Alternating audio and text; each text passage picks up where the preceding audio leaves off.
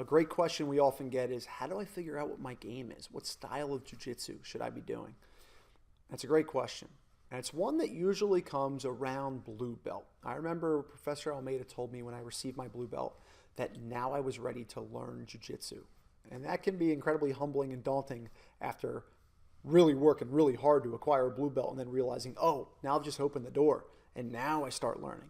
But it's kind of true. It takes that initiation phase to acquire enough information to really build a sound foundation that you can stand upon and really pursue this art.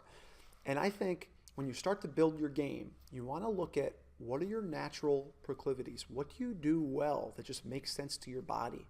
And listen to that and build a game around it.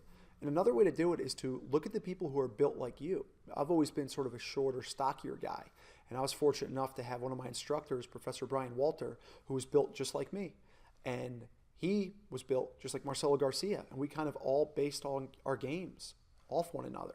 So why reinvent the wheel? I found someone who was built like me, who viewed the world like me, who had certain athletic abilities that I had too, so I could just mirror my game off his. And in doing that, in committing to that ideal and that game, I was able to acquire enough skill where I could then make my own variations and iterations off of this foundational game.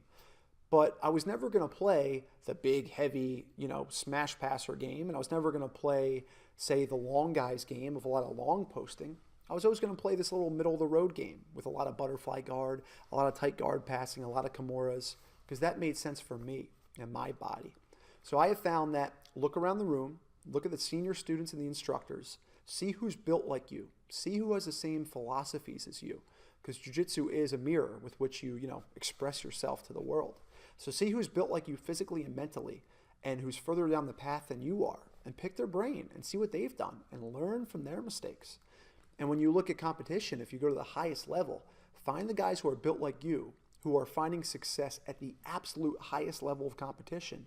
And then you know that those techniques are sound. They work. Because if it works at the World Championships, it's going to work on a Tuesday night in the fundamentals class. So that's a good way to do it.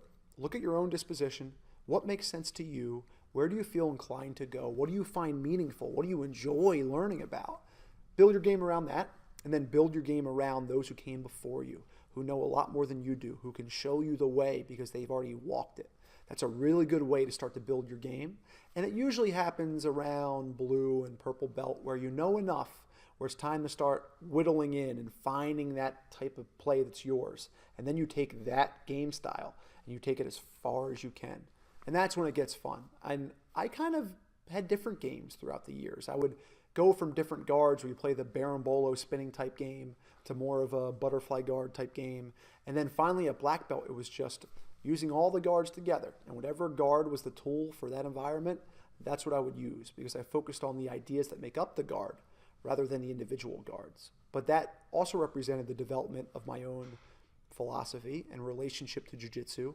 And it goes hand in hand. My guard passing as well went from a pretty rudimentary aspect of being stubborn and just passing half guard to the left to a more well-rounded approach of passing both ways and incorporating many styles. But it happens in time. So your job, if you're ready to start cultivating a game, is to look around you, learn from them, assimilate those lessons, and then make your own iterations along the way because you're going to become something that's completely and uniquely your own, but it's going to be built on the foundation of all those that came before you. And balancing those two together is how you build a game that works for you, and it's how you'll be successful long term. Hey guys, I hope you enjoyed this video. I love jiu-jitsu and I want to spend my life serving others through this medium. If you found these videos worthwhile, please subscribe to the page, like, comment, let us know how we're doing. My goal is that the more we all use jiu-jitsu to mold ourselves on the mat, the better our lives will be off the mat. And then we can be a positive impact on the lives of those around us. So subscribe to this channel if you found it valuable. We're going to put a ton of stuff out here, and we hope it's worthy of your time.